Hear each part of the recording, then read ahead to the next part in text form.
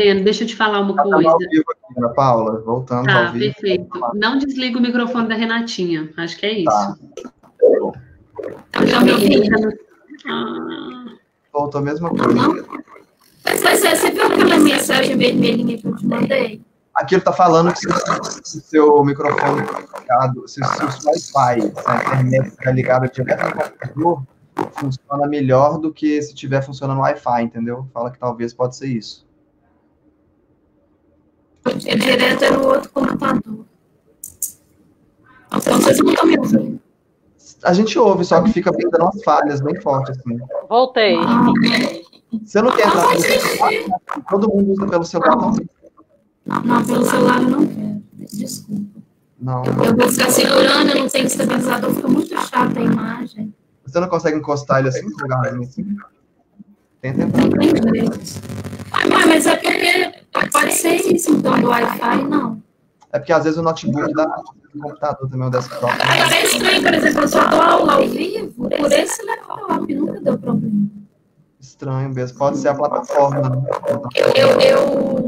Isso que eu tô achando, porque eu até pus ao vivo fibra ótica para não falhar, entendeu? Entendi. Pois é. Eu não tenho... Renatinha, vem de celular. Vem no celular. Desculpa, não quero. Encosta ele aí num lugarzinho aí que ele não vai mexer. Vou fazer a última tentativa, eu vou reiniciar o computador, tá? Dá para esperar 2 segundos. A gente vai bater um papo aqui enquanto você vai lá. E aí, vamos continuar batendo um papo enquanto isso?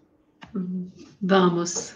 Patrícia, você estava falando pra gente aí, né? Uma coisa bastante que as pessoas encaixam, né? As mulheres lésbicas no estereótipo do futebol, muitas vezes, e você é dessas aí do futebol, a gente estava batendo papo antes. As minhas irmãs também sempre jogaram futebol e eu nunca gostei. Então, assim, eu queria saber de você aí, como é que foi isso durante a vida? Você sofreu preconceito que era mulher que gostava de futebol? Como é que isso aí aconteceu? Na verdade, não só o futebol, né, Breno? É finca, soltar papagaio. Tudo que era de meninos era muito mais gostoso do que das meninas, né? É foda. Eu montava as barraquinhas, sabe, no fundo de quintal, lá na casa da minha mãe, terreno de 360 metros quadrados, então tinha muito espaço. Então eu montava aquelas casinhas. Melhorou. Então deixa pra gente não perder a Renata. Beleza. Tá bom? Tá bom. Tá ótimo, Renatinha. Não desliga seu microfone mais. Tá. Conta pra gente aí, Renatinha, um pouquinho da sua vida. Então tá. Bom, o seguinte, a minha infância foi um pouco atípica para esse estereótipo da sapatão, da lésbica, né? Eu fui uma criança que amava o que culturalmente se chamava do universo feminino, as bonecas, brincar com panelinha, fazer comidinha. E também, por uma questão de cultura familiar, nada me impedia de ler muito, de brincar com Lego e jogar meu futebol sem isso virar uma questão. Então, eu não tive essa questão com o feminino, muito pelo contrário, eu sempre fui uma mulher cis, sempre me identifiquei muito com o que culturalmente chamava feminino, óbvio, sem ficar fechando, mas estou dizendo assim, esse universo da boneca, eu adorava isso. Na adolescência, eu tive uma adolescência hétero, tive um relacionamento de 7 anos com o pai do meu filho, né, e até então eu pensava que estava tudo ok, não era uma coisa que eu me sentia completamente realizada, mas eu não entendia bem o que era, e aí aos 26 anos eu me apaixonei perdidamente por uma mulher.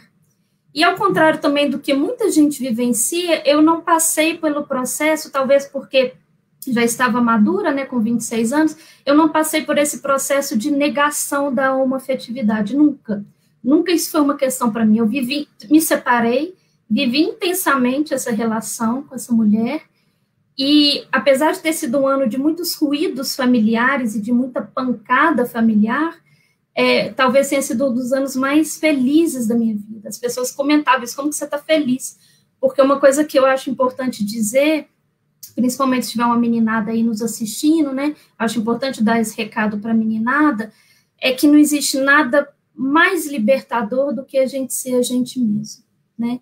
Então, assim, foi muito difícil o conflito familiar, até porque eu era mãe, e sacanamente meu pai usava isso contra mim, né, como que você vai cuidar do seu filho e tal, mas eu fiquei muito feliz, eu vivi o desejo muito intensamente, e foi até curioso, porque como eu me descobri nessa relação homoafetiva de um jeito muito leve, gostoso, eu fiquei pensando assim, gente, quanto tempo que eu perdi, né?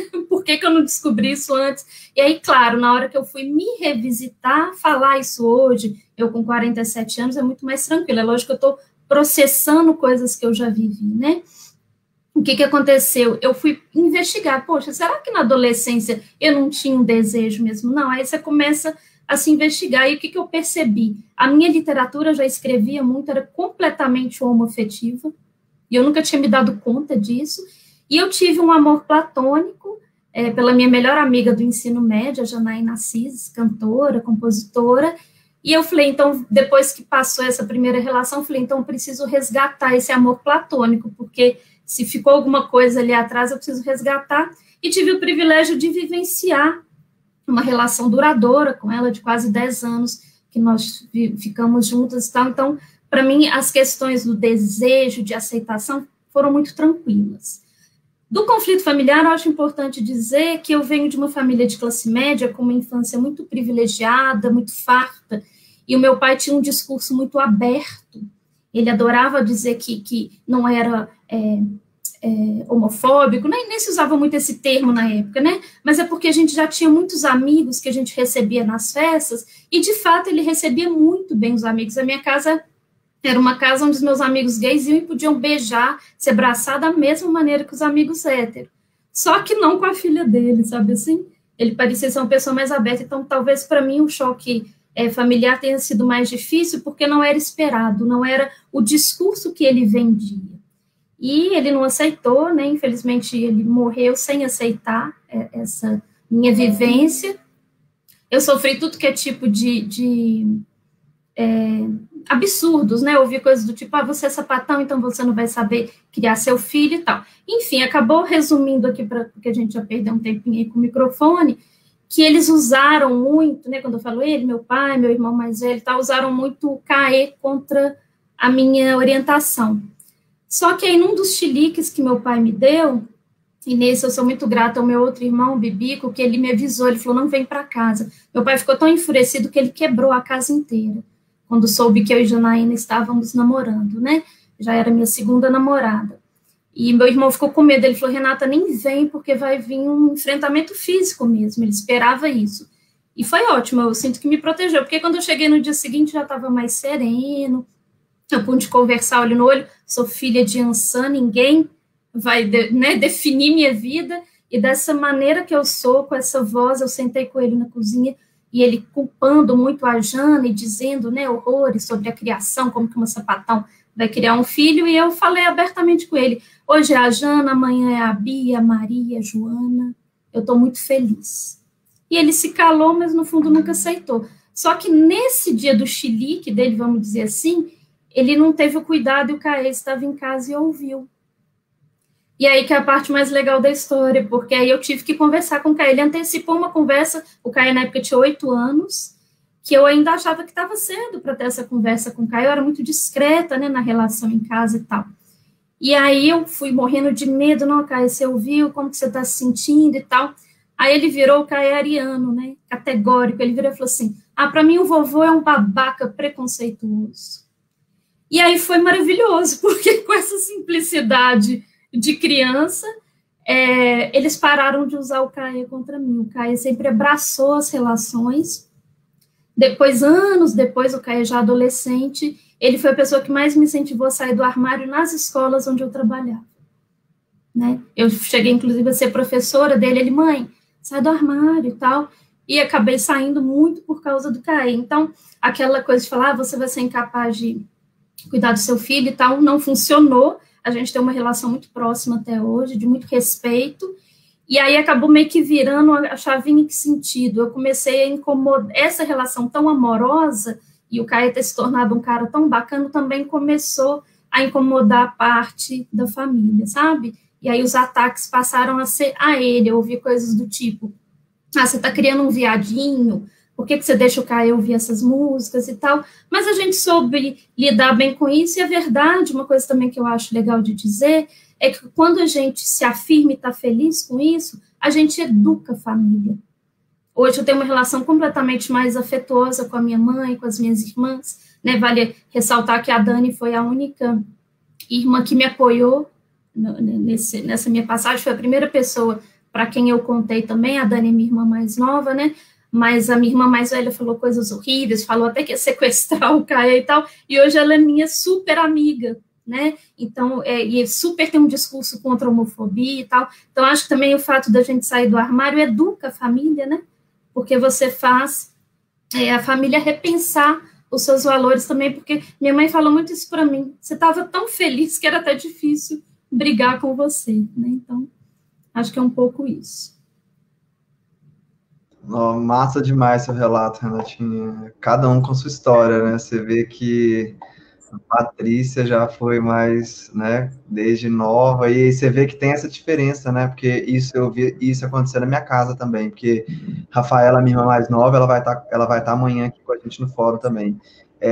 Quando ela saiu do armário, tipo assim, também, ela era totalmente, ninguém esperava que ela era lésbica, entendeu? Ela era aquela menina muito feminina, que se vestia muito como mulher mesmo, e pegava os meninos tudo, e com 18 anos, de repente, aparece uma mulher, e foi isso aí que a Renatinha falou, o pessoal queria culpar a Érica, falava que a Érica era um sapatão, não sei o que, e entrou tio, entrou todo mundo, então, tipo assim, as pessoas, eu vi isso acontecer, é um choque para elas, né, porque acaba que a gente já está resolvendo aquilo ali com a gente durante muito tempo, né, e é um processo. Quando a gente traz isso para as pessoas, elas se assustam e querem interferir na nossa vida diretamente, né? Até mesmo, igual você falou, querendo tirar o Caê de você. Gente, a Renatinha tem um filho que chama Caê, que essa mulher é muito apaixonada com Caetano Veloso, com razão, e ela fez esse tributo maravilhoso. Não, gente, desculpa, tributo não, né? Pelo amor de Deus. Mas Caetano tá aí vivíssimo, né? Foi uma homenagem mesmo. Me desculpa, gafe. E aí é isso, gente. Eu queria saber um pouquinho também sobre como é a atuação profissional de vocês, né? Vou começar pela Ana Paula aqui. Fala pra gente um pouco, Ana Paula, se você encontra desafios sendo uma mulher de orientação sexual lésbica, se você fala sobre isso no seu trabalho, se seu trabalho é aberto para isso, se você trabalha com a militância, como que é? Sim, eu só queria ressaltar uma coisa, porque vendo aqui, nós três mulheres, você direcionando essa conversa, né, Breno, como que os relatos se encontram muito nesse lugar do que a gente carrega também como por ser mulher, né, essa imposição de que temos que casar e depois de casar sermos umas boas mães e atendermos a tantos chamados sociais, né, que infelizmente quando a gente já fala de cara que somos lésbicas, já é uma coisa assim estranho, porque você está justamente indo ao contrário do que está no centro do universo, que é a postura masculina. Infelizmente, então você já está se distanciando disso, e aí vem apedrejamentos, sequestros de filhos, indo para abrigos, né, e etc, etc. Eu tô ouvindo um eco. Oi. O dela tá funcionando bem. Eu tô com medo de desligar o microfone da Renatinha e parar de funcionar de novo. Não. Deixa eu desligar. Patrícia? Se vai dar alguma diferença. Peraí. Não desliga, não. Será? Peraí. E agora? Fala aí, Renatinha, vamos ver. Oi. Voltou, então eu vou desligar. Massa. E aí, beleza, vamos retomando, né? A questão da atuação profissional. Bom, eu, dentro da faculdade de Direito, eu me formei em Direito. E aí, dentro da faculdade, eu passei por uns processos, assim, porque foi justamente nesse lugar que eu estava me assumindo, né? Para mim e para amigos e tudo mais. Então, eu fazia estágio em gabinete, como juiz. E era muito difícil, gente. Eu não tinha espaço para nada. Não era nem só questão sexual, assim, mas, assim, sabe? De me portar. Era uma coisa muito enquadrada, muito polida, muito engessada, muito engravatada, assim, sabe? E dali de cara eu já vi que não era minha área. Aí eu tive um processo dentro da faculdade, conversei com uma professora queridíssima, que eu preciso falar dela, Débora Fialho. Sempre essas professoras, assim, né, como a Renatinha também, com certeza é referência para muitos, assim, que abre o canal e a visão da gente para o mundo. E aí eu entrei num projeto de extensão com essa professora, e fui trabalhar no Centro de Defesa Zilá Expósito, 2 anos antes de eu me formar. E o Centro de Defesa, já abrindo uma porta para poder falar dele, muita gente me pergunta, você trabalha lá no bairro Zilá Expósito, nas ocupações e tudo? Não é naquele local especificamente, recebe o mesmo nome, da Zilá Expósito, né? Mas que era uma mulher, que foi uma mulher muito ativa dentro da militância de moradores de rua, é por isso que as ocupações que trabalham nas pastorais da terra aqui de Belo Horizonte recebem o nome dela.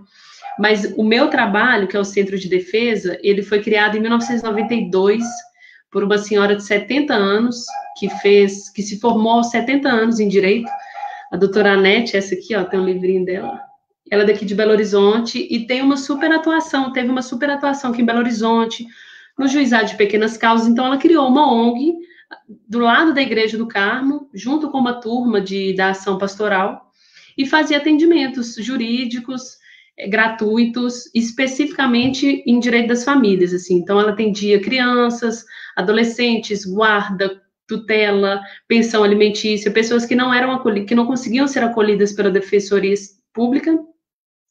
Então, ela fazia esse acolhimento.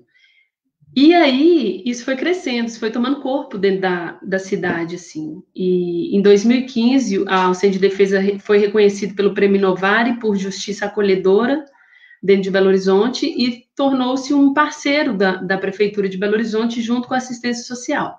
Então, só para colocar brevemente um lugar onde eu estou, assim, que é de acolhimento e assistência jurídica gratuita, com uma parceria com a Prefeitura de Belo Horizonte.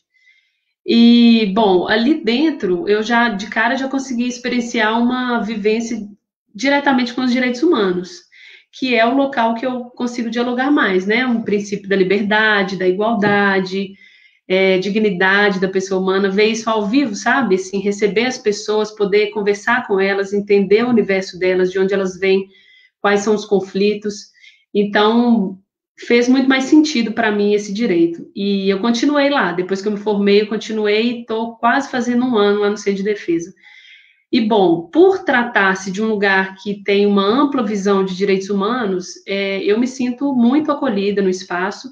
A gente tem poucos momentos para dialogar a respeito disso, porque nós atuamos dentro de uma esfera que trata de criança, adolescente, guarda, é algo que é pensão, entendeu? É uma coisa que não está tão ligada à militância da comunidade LGBTQIA+. Mas eu entendo que, por também se tratar de famílias, não pode se excluir de forma nenhuma, pelo contrário, há essa colocação porque permeia as famílias, né, e as diversidades, as pluralidades familiares. Então, com certeza, um trabalho invisível, digamos assim, é feito quando a gente acolhe essa família, né, quando ela se sente acolhida, às vezes no atendimento, um atendido, como a gente o chama, ele não relata aquilo, mas só dele já se sentir num lugar que ele está sendo acolhido, que ele está sendo ouvido, né, isso por si eu acredito que já aflora uma sensação de liberdade do que ele é.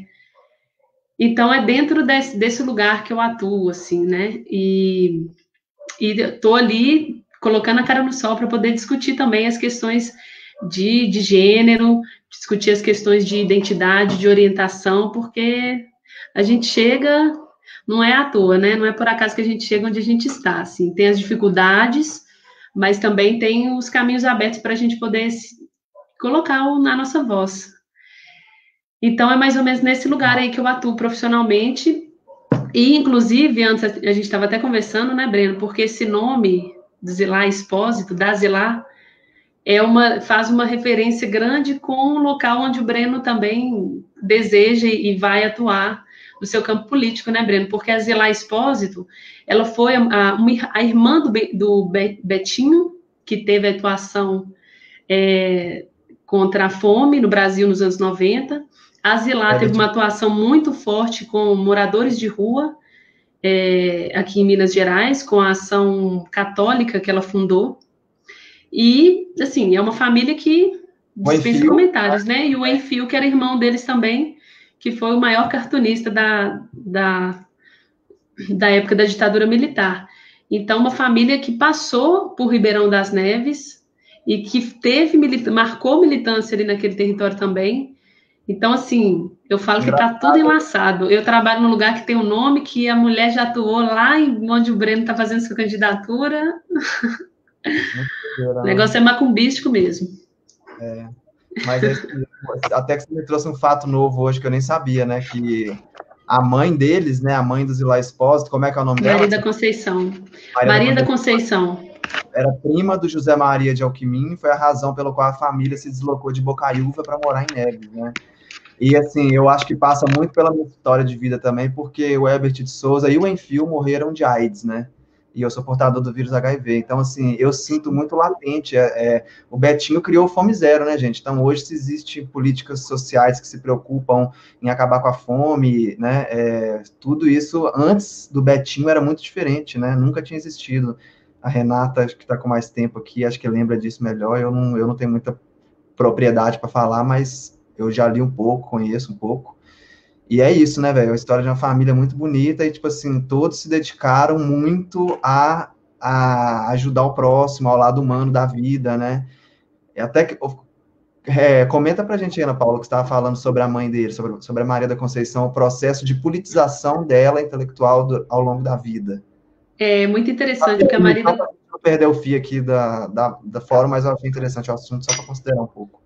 É interessante. Vai muito ao encontro do que a gente está falando aqui, porque tem uma biografia do Bentinho, não sei porque eu estou falando Bentinho, gente, do Betinho, em que ele fala a respeito, quando ele abre para falar a respeito da mãe dele, né, da Maria da Conceição, a Maria da Conceição, prima do José Alckmin, que dá nome à penitenciária de Ribeirão das Neves.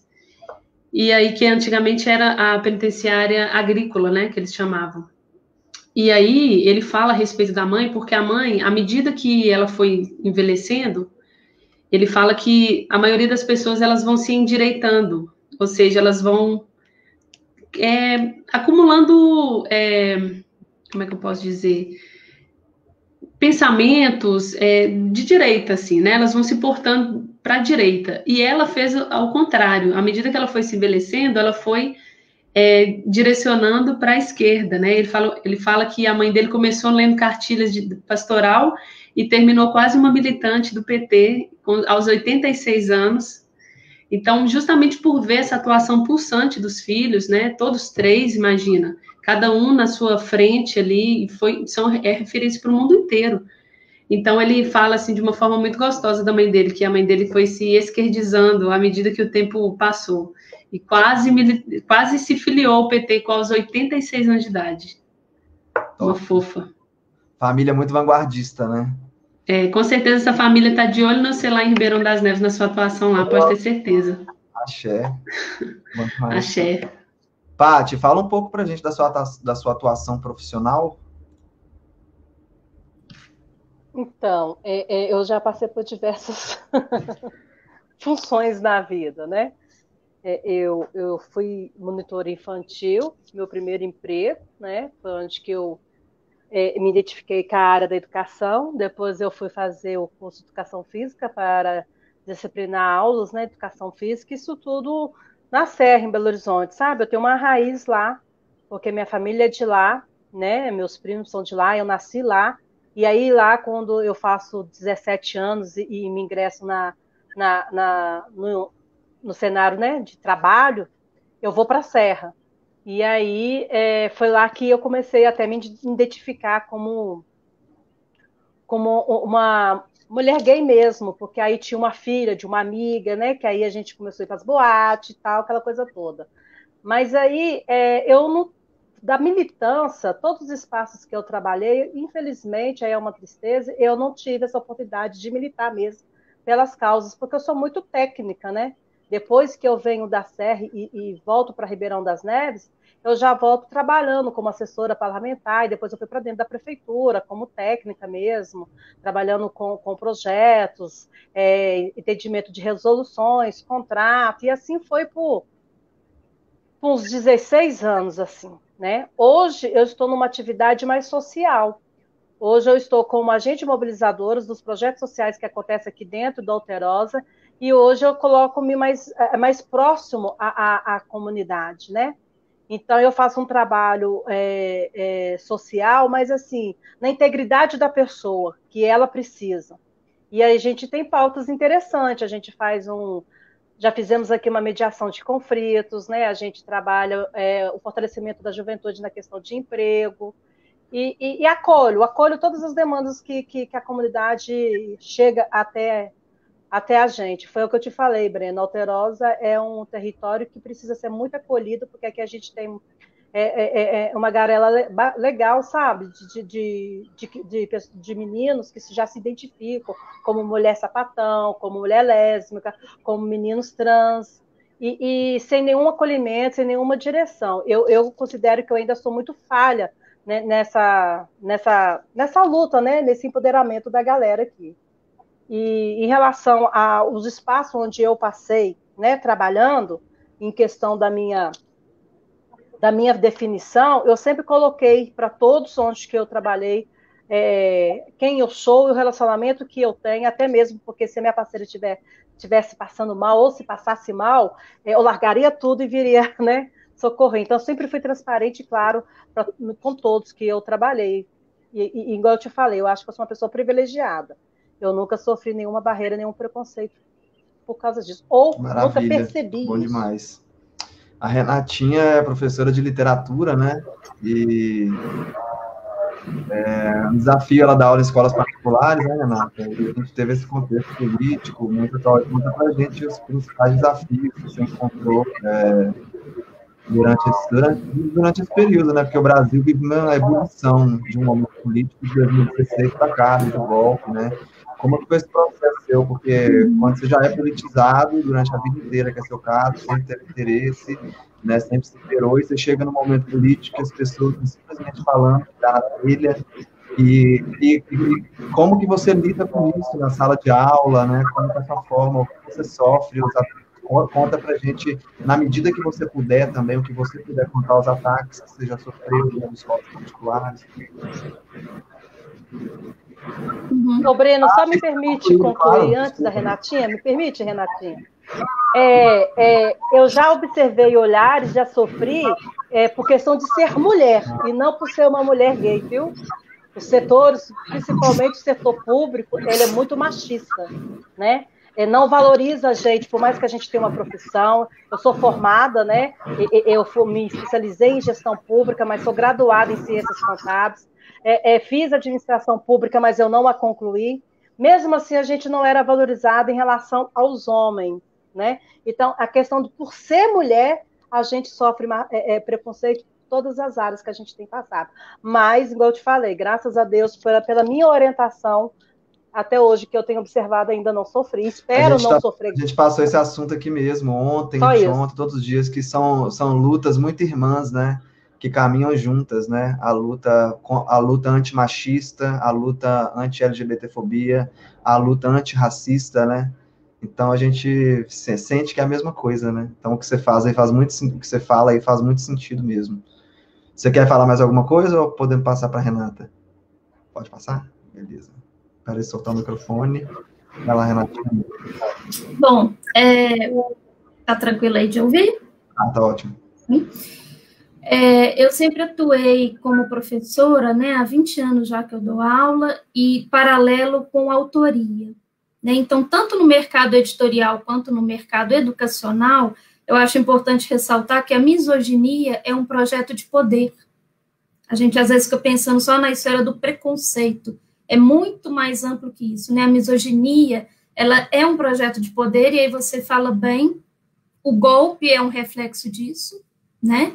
O golpe sofrido pela Dilma Rousseff, e esse processo que a gente está vivendo, inclusive no âmbito jurídico, né, com a figura da Damares e Ana Júri, que eu acho seríssimo, de um fundamentalismo, que é um projeto de poder muito cruel contra a comunidade LGBT, que é IA+, né, se for falar a sigla toda, eles nem sabem o que é isso, mas, né, deixa quieto, e contra a mulher, sabe? Então, no nosso caso aqui, né, de nós três, mulheres lésbicas, né, você fez questão até de colocar no cartaz, né, para a gente firmar essa letra L e tal, é mais difícil, sabe? Eu sinto que é como se você sofresse duas pancadas ao mesmo tempo. Então, ao longo da minha militância, como eu disse antes, eu jovem, eu não me identificava ainda como uma mulher gay, a misoginia pulsava mais forte, né? Eu militei pela União da Juventude Socialista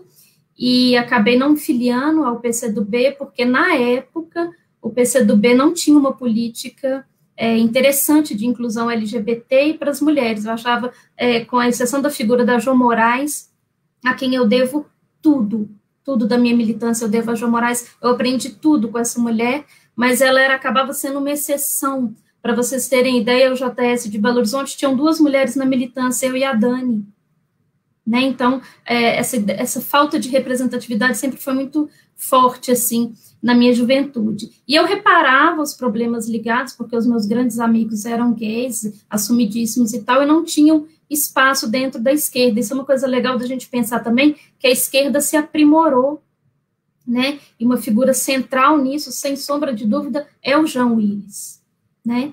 Ele foi um deputado federal que trouxe de uma força muito grande, aí, independente das questões partidárias, eu acho legal a gente ressaltar isso, essa representatividade homoafetiva, né? E como que isso pode tomar as instâncias de poder de um jeito mais ético, né?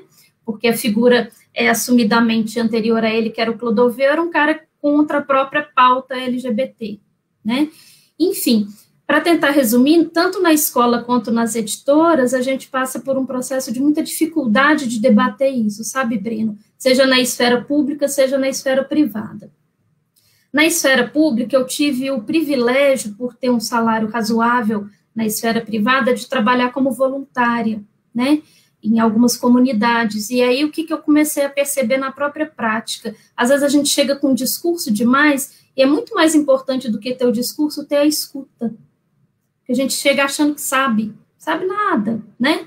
Então, ter essa escuta, isso foi uma coisa que é óbvio, que no começo de carreira eu errava muito, e que eu fui aprimorando com a experiência, que o mais importante é ter essa escuta com essas mulheres gays, com os alunos trans, com alunos gays, e por aí vai.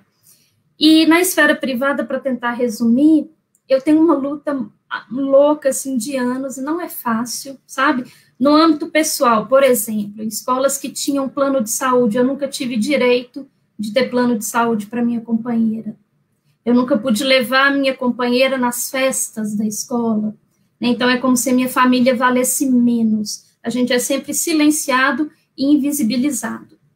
Nessas mesmas escolas privadas, quando você vai levar um projeto simples, como, dar um exemplo, eu ia fazer uma exposição do 8 de março, né, numa escola privada onde trabalho, e sofri uma censura com coisas bobas, do tipo, uma frase de Clarice Lispector, que Clarice dizia que queria algo além da libertação.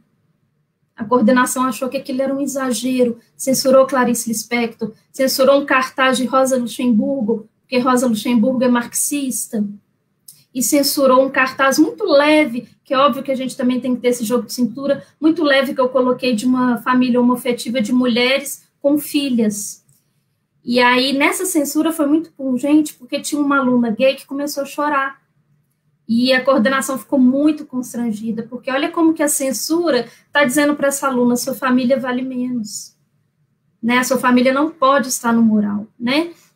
Então, eu acho importante a gente pensar, porque a gente que é militante, a gente está vivendo um momento tão difícil de um fascismo, e eu estou dizendo o termo fascismo aqui, linkado com Adorno mesmo, tá? Para simplificar, porque tem muita discussão, ou não é fascismo, minha linha de pensamento, Adorno, Márcia Tiburi, João Willis, que são as minhas referências, é fascismo sim, porque é um projeto de poder que aniquila o outro, né, que o outro é o inimigo, é um projeto de poder que trabalha o ódio, né, vamos odiar essas pessoas, vamos odiar essas minorias, e aí o que acontece com a gente?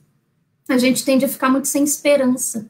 Então, uma coisa que eu acho legal de colocar numa live é, a gente tem muita dificuldade de mudar esse macro poder, né, a gente vê lá o incêndio no Pantanal, se sente desse tamaninho, meu Deus, o que eu vou fazer, né, mas se a gente começasse a pensar, cada um, nessas pequenas ações, né, de um pai que pode escutar a Ana Paula, entendê-la na sua profundidade, na sua inteireza humana, quem que ela é, como que a afetividade dela se desenvolve, um professor que ouve um aluno, uma aluna, né?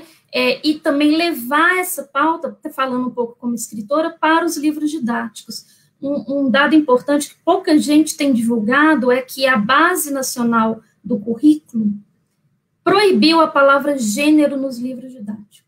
Vocês têm noção disso? A discussão de gênero está proibida. Olha que absurdo. Então, quando eu vou fazer, por exemplo, outro dia eu tive uma questão da Laerte censurada. E eu não estou dizendo só escolas, não, como escritora, né? A questão do gênero neutro, que é a grande temática da linguista. Poxa, eu sou mestre em estudos literários, eu quero discutir o que está em pauta na linguística contemporânea, não se pode falar nas escolas. Então, é um projeto de poder. Eu acho tão importante a gente pensar isso e pensar como que a gente vai mudar as microestruturas. O meu jeito de tentar mudar as microestruturas para eu não me sentir tão ineficiente, tão impotente, é dar a cara a tapa. Estar aqui é dar a cara a tapa, né? Se meu coordenador for assistir, talvez ele não goste, né? Então, assim, é brigar para levar isso para a sala de aula. E só para fechar, para não tomar muito tempo, eu queria contar o caso de uma aluna trans, que foi uma das experiências mais bonitas que eu vivi.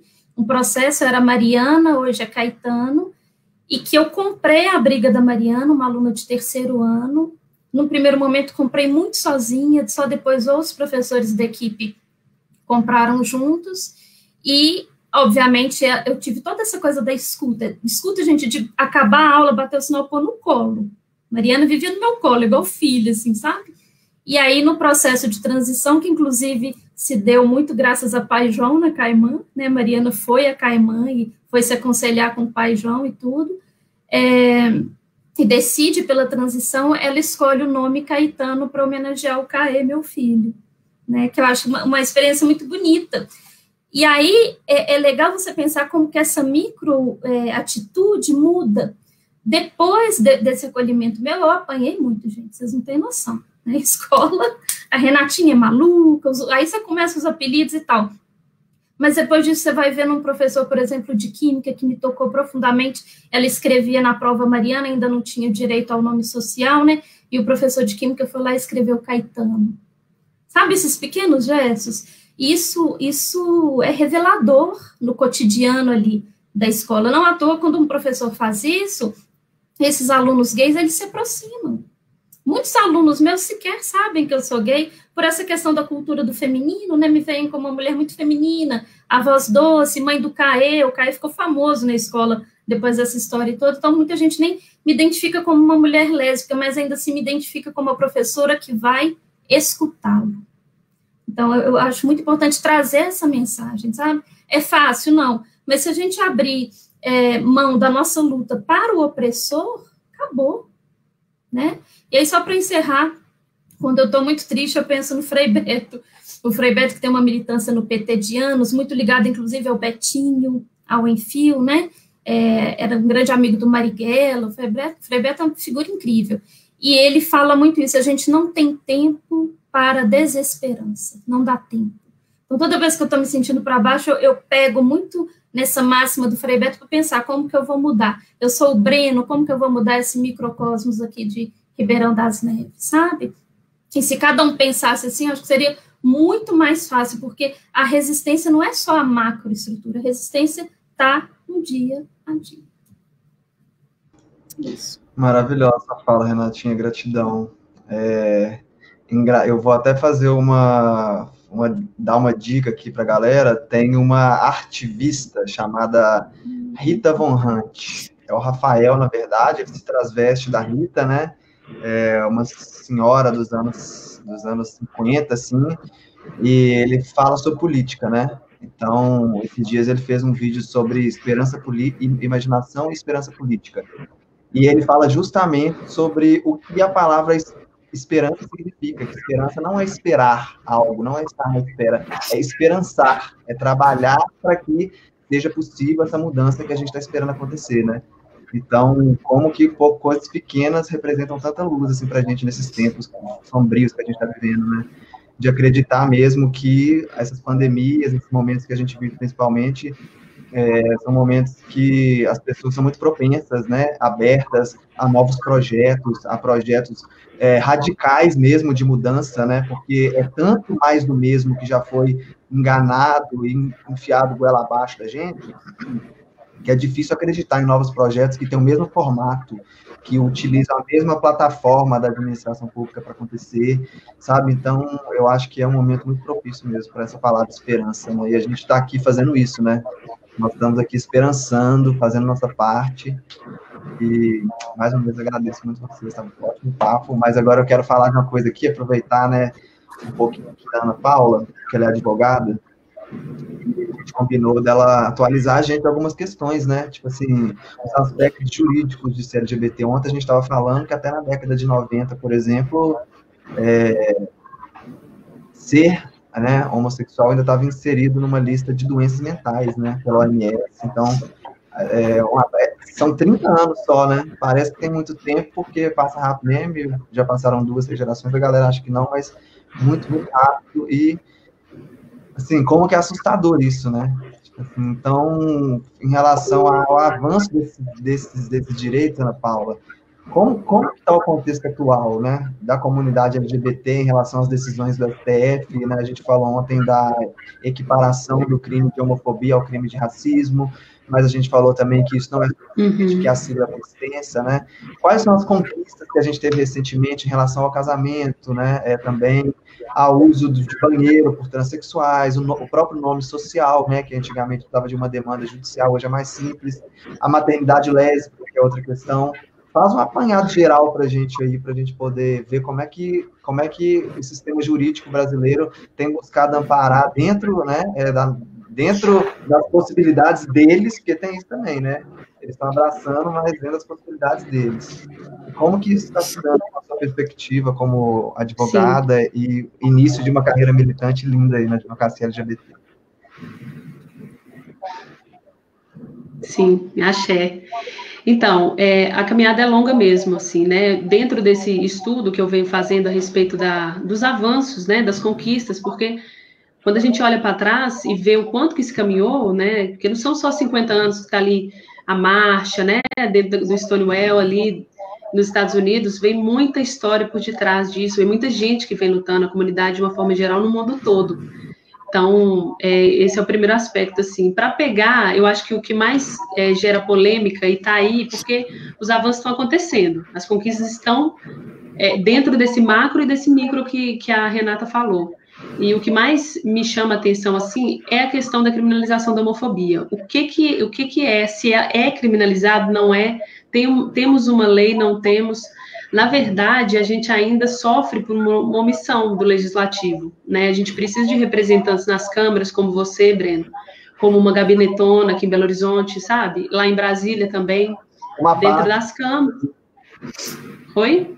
Como a Paty também, que está pleiteando um cargo, uma candidatura. Como a Paty também, que está pleiteando em Ribeirão das Neves, como Júlia Santos, que estaria aqui também, que trabalha como assessora da Andréia de Jesus. Então, pessoas como essas para poder engajar, fomentar dentro das câmaras legislativas essa necessidade de que se crie uma lei.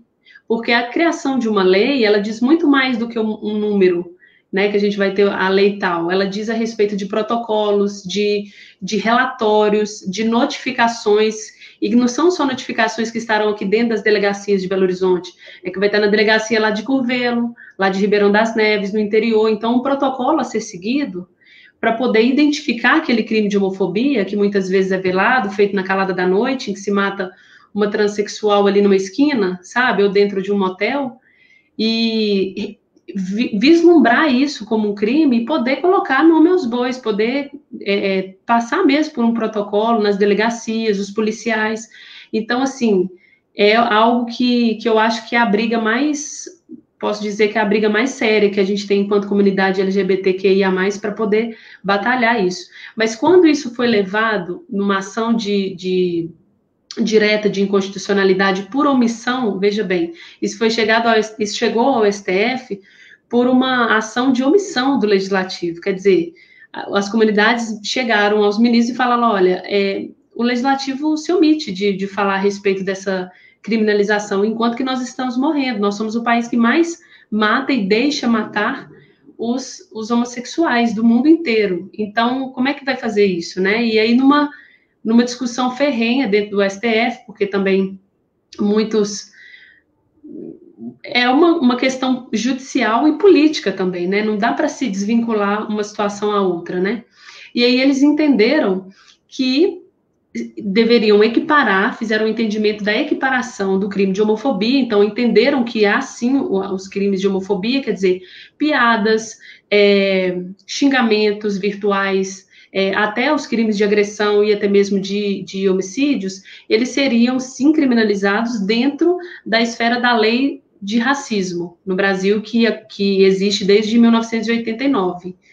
Então, nós ficamos num lugar assim, fomos ouvidos, o nosso pleito chegou e os ministros acolheram, mas colocaram a gente numa situação junto de outras minorias, não separando, sabe? Não colocando certa especificidade, porque cada crime tem as suas particularidades, né? O crime do racismo não vai ser o mesmo do que nós sofremos, né? Tem ali as suas intersexualidades, porque a gente sabe que o público negro, trans, mulheres lésbicas, negras, elas têm interseccionalidades muito cruéis, porque são atingidas nesses diversos lugares em que existem, mas ainda assim eu acho que equiparar, esse é o meu ponto de vista, equiparar o crime de homofobia dentro da lei de racismo é uma forma estranha de nos colocar assim, tanto para os negros como para nós, né, para os LGBTs. E pode gerar uma subnotificação também, né? Eu acho que quase que esbarra naquele lugar que a Renatinha falou, de ser um projeto, sabe? Um projeto de poder, né? De colocar ali, a gente está te ouvindo sim, mas toma isso aqui, né? E o que a gente precisa mesmo são de representantes do povo, da Câmara Legislativa, para poder levantar isso, levantar a bandeira dentro do Legislativo, e a gente poder ter uma lei específica para isso, para esses crimes, para parar, para as pessoas pararem de morrer da forma que elas são, né? E aí, só pegando um gancho também do que a Renatinha falou a respeito da Damares, porque... Bom, dentro dessas buscas a respeito de estudar, né, como que o STF funciona, tem recebido essas denúncias, né, eu vi uma fala da Damares que ela estava explicando a questão da criminalização da homofobia, como que isso era um absurdo. Para ela, só de ter chegado, recepcionado ao STF, isso por si já era algo assim, que eles estariam passando por uma censura. Quando na verdade somos nós quem morremos, né? Mas ok. E aí ela coloca assim, que na verdade ela é uma pastora evangélica, né? E ela coloca que na verdade a comunidade evangélica, e eu não estou aqui generalizando, tá, Breno? A gente estava até falando disso, de pessoas como tem pessoas importantes nas diversas esferas religiosas, como por exemplo Júlio Lancelotti, que está sofrendo horrores dentro desse apoio, né, às pessoas que enfrentam, moradores de rua que enfrentam a pandemia, enfim, né? E aí eu não estou generalizando, mas ela coloca que pastores e evangélicos, eles não criminalizam, né? Eles não estão fazendo discursos de ódio, não é esse o lugar, porque é preciso diferenciar na fala dela. Tem homossexuais e tem a comunidade LGBT. E na visão dela, o homossexual é aquela pessoa assim que precisa do apoio, que precisa, quase que precisa de uma cura, precisa de um psicólogo, assim, ele está sozinho no mundo e precisa de um colo evangélico. E tem a comunidade LGBT que é partidária, ideológica, que não é bacana, sabe? Aí o que ela faz? Ela separa esses dois mundos, né? Enquanto que, na verdade, eles deveriam se encontrar para se fortalecer, né? A pessoa que ainda está passando por um processo de entendimento, de aceitação, quando ela entende o que é uma comunidade LGBT, quando ela é acolhida nesse espaço e começa a militar e colocar voz nisso, como, por exemplo, quando eu encontrei o Maracatu, por exemplo, que eu pude falar mais abertamente a respeito disso, isso me deu força para eu poder estar aqui, para eu poder continuar estudando, para eu poder direcionar a minha militância com com o meu trabalho, com quem eu sou, né? Essa postura. Então, só para fazer esse adendo, como que é perverso essa fala da Damares de desacoplar esses dois mundos, quando, na verdade, eles têm que estar juntos mesmo, né? Bom, então, questão da criminalização da homofobia. Temos essa criminalização, mas não temos uma lei específica para isso, e a gente precisa continuar lutando. E, Breno, por favor, esteja numa Câmara Legislativa para poder levar isso à frente também em Ribeirão das Neves, né? Uma outra situação também que está bem recente mesmo, de maio agora de 2020, vocês vão lembrar que é a questão da doação de sangue por homossexuais, né? Que também foi levado isso ao STF. Isso, quando me apareceu, eu fiquei um pouco triste, sabe? Porque, assim, gente, como que a gente vai pensar que só em 2020, pessoas, através de uma orientação sexual, você vai restringir as pessoas de terem um ato de plena caridade, de plena sensibilidade ao outro, de doar seu sangue ao outro, porque o próprio Ministério da Saúde... Desumanizar. Exatamente. Então. Quantas pessoas poderiam ser salvas desses bancos de sangue, sendo que, enquanto isso, o Ministério da Saúde, ele já colocava normas de que, tudo bem, você tem orientação sexual, você é um gay, você precisa ficar 1 ano em abstinência sexual para poder doar seu sangue.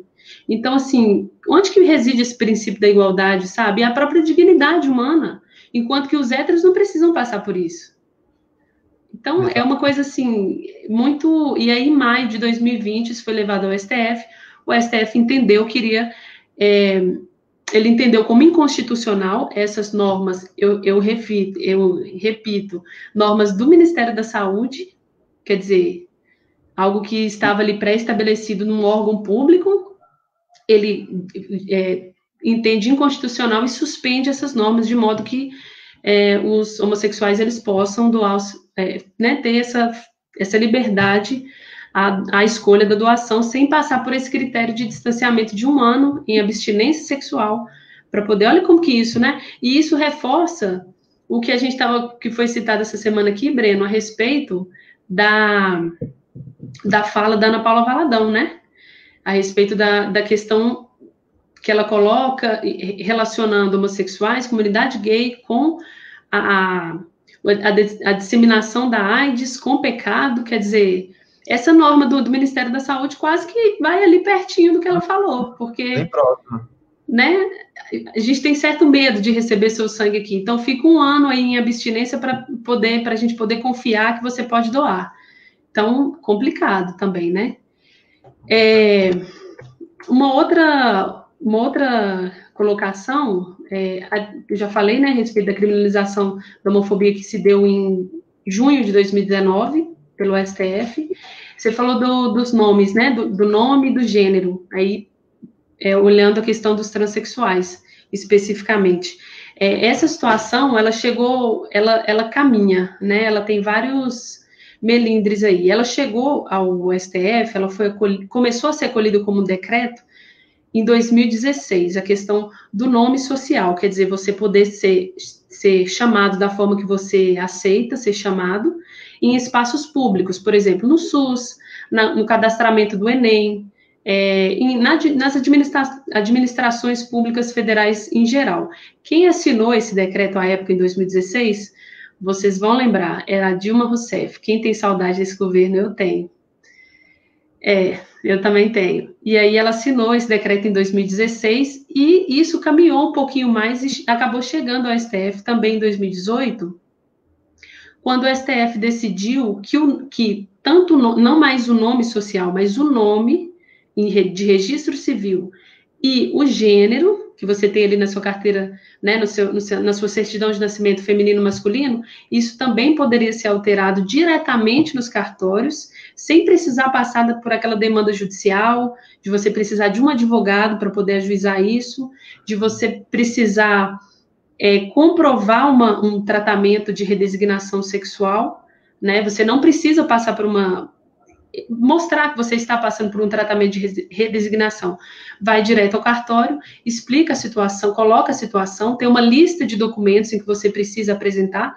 Não são documentos tão fáceis assim, ainda há muita burocracia para poder levantar essa situação, junto aos cartórios. Se eu não me engano, eu fiz uma pesquisa aqui em São Paulo, para você fazer essa retificação do registro civil, de nome e gênero nos cartórios, está em torno de 130 a 150 reais. No Rio está 250, um pouco mais.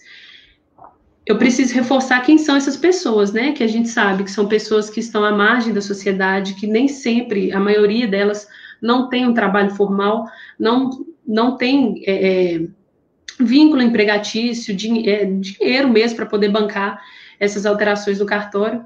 Então, ainda assim, há uma burocracia que coloca um obstáculo aí à frente, mas isso já é possível de ser feito, a retificação do nome e do gênero diretamente no cartório, desde 2018, né? Inclusive, nessas pesquisas também, eu cheguei no nome da Maria Eduarda Aguiar. Não sei se vocês já ouviram falar dela, ela é uma advogada trans, a primeira advogada que teve o nome e o gênero retificado na sua carteirinha de OAB. Isso, gente, para dentro de uma instituição como a OAB, é um marco, viu? Com certeza ela é do Rio de Janeiro, inclusive uma advogada que estava junto na ADO 26, que falou a respeito da criminalização da homofobia, lá no STF. Então, além de tudo, ainda deu a cara para os ministros na Corte Suprema ali do Judiciário para defender a bandeira, e muito importante, né? Essas colocações. Você lembrou da Dilma, né? Falou sobre ela aí. E os estudos que eu fiz aqui, eu fiz um apanhado histórico aqui, esses dias que eu comecei a estudar mais, né, sobre a história da comunidade LGBT. Até fiz uns comentários aqui da primeira lei, né, que era a lei, o ato de sodomia, do ano de 1500, sodomia, lá na Inglaterra. E aí, né, durante a história, você vê só ataques, né, impressionante. Aí, tipo assim, nesse calendário, só ataques. Quando chega em 2003, né, que é quando o Lula começou ali, que é quando começa, gente. Aí tem conferência mundial, tem conferência todo ano, aí tem criação da secretaria, tem criação de conselho, né? Então você vê assim que até o primeiro governo progressista da história do Brasil estar ali para poder fazer algo, toda essa galera que batia, que matava antes, que discriminava, elas tinham poder para fazer isso, porque não tinha ninguém que institucionalizou a resistência.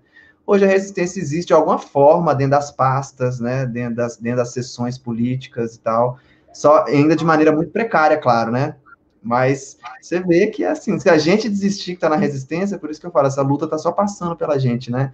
Então, quem teve coragem de começar a dar o pontapé inicial, a gente só tem que louvar, agradecer e continuar lutando mesmo, né? Comenta pra gente, Paty, um pouco, você está sem falar há um tempo já, sobre a fala da Ana Paula, o que isso esbarra, né, nas questões de Neves, assim, né, relacionadas à inclusão dessa ideia, porque eu vejo muito Neves como um micro-Brasil, às vezes, né?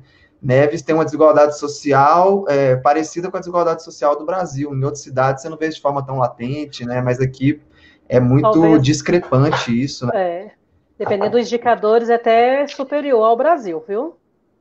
Então, é muito legal a gente estar fazendo agora também, como o Lula fez, né? Porque até então, Neves, não existe um movimento de resistência LGBT. Então, a gente que vai estar criando esse primeiro conselho, né? A gente que vai estar... E olha para você ver, quantos anos depois do primeiro governo progressista, 2003, né? 17, 18 anos. Eu acho que tentou no governo da Dani fazer sim, mas eu acho que não teve... Eu não posso comentar, porque ainda... né? Mas eu acho que teve só um diálogo, algum grupo, alguma coisa assim. Muito tímido, vamos dizer, né? E aí é um desafio, Breno, para você que se coloca, né, nessa disputa do legislativo enquanto homem gay e eu que me coloco enquanto mulher.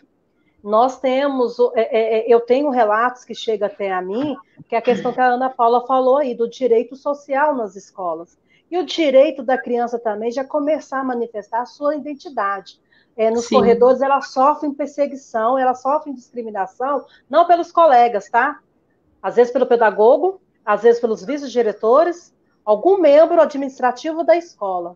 Então, a gente precisa, mais do que nunca, ter esse olhar e esse cuidado, porque quando a criança ou adolescente se sente rejeitado na escola, ela não vai na escola. Aí, a família não aceita, aí fica esse indivíduo, esse jovem, jogados aí às praças, e muitos tendo que fazer até vida para sobreviver. E a gente tem muito caso de jovens que saem de Neves, que vai para Belo Horizonte, né? E tem também relato da questão do acesso à cultura, à diversão. Eu tentei fazer um vídeo esses dias e conversei com 2 amigos aqui que se identificam como trans, e é muito doído eles me dizerem que ficar numa comunidade igual a essa do Alterosa, aí eu vou me contextualizar o que é o Alterosa para vocês se colocarem. O Residencial Alterosa é um programa do governo federal de moradia, né, que trouxe 1.640 apartamentos, independências para as mulheres saírem do seu aluguel. Mas, geograficamente, o município não soube dialogar com os futuros moradores daqui, nem escolher o local. Nós estamos num local onde existe só uma saída ou uma entrada, e no entorno desse local ainda há matas, né? Ainda virgem, fechada. Então, só tem um acesso de entrada e saída. Como o poder público não entrou com seus serviços, né, da educação, do esporte, da saúde, da assistência, a gente tem sofrido pelo poder paralelo, né? Suas ameaças, suas agressões e todo aquele contexto que todo mundo sabe. Então, esse jovem que já se identifica com a sua questão de gênero, ele prefere ficar aqui do que circular pela cidade, porque aqui, querendo ou não, eles estão protegidos, né?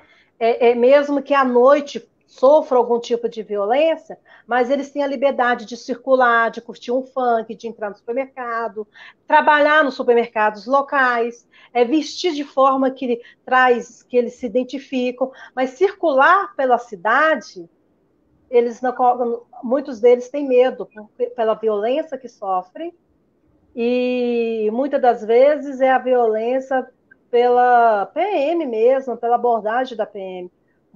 O que eles me trouxeram nesse bate-papo não é nem muitas vezes a rejeição do supermercado ou da loja ou do olhar do vendedor, mas é pela própria instituição, que deveria, teoricamente, nos proteger, uma do que nos agride. Então, Breno, é um desafio muito grande, porque Neves não tem nem privado e nem público algum centro de convivência ou um espaço que possa acolher, né? Que possa nos acolher. Vou me colocar nisso também, que possa nos acolher. Não temos nenhuma lei, como a Ana Paula disse, que dá o direito ao aluno ter seu nome social nas escolas. Isso vai muito da camaradagem do diretor, então do grupo pedagógico, né? E o trabalho também da questão do cuidado, né, do abuso, da redução dos danos causados vamos dizer assim, o circular da noite, né, a curtição da noite. A gente não tem esse trabalho para orientar esses jovens. E é jovens de 13, 14, 15, 16 anos, e que saem dos lares, porque a família não consegue aceitar, é uma família tradicionalmente religiosa, né?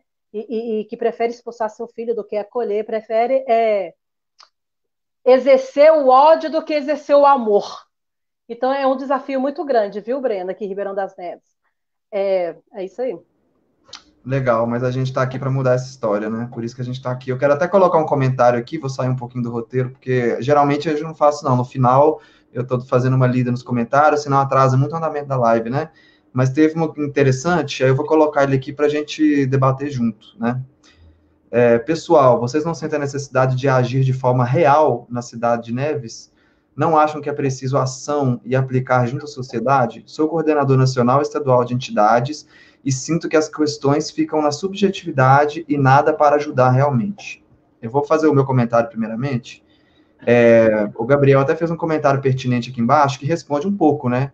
Que é para isso mesmo que serve um fórum, para a gente formar esse grupo inicial antes de dar tarefas, antes de iniciar, né? Assim, eu não estou falando muito sobre minha pré-candidatura e sobre os projetos que eu estou fazendo nessas lives e nesse fórum especialmente, não. Estou deixando acontecer mais para as pessoas terem a visibilidade do que a gente está lutando, né? A favor do quê? E com isso elas vão formar as opiniões delas sobre essa pré-candidatura.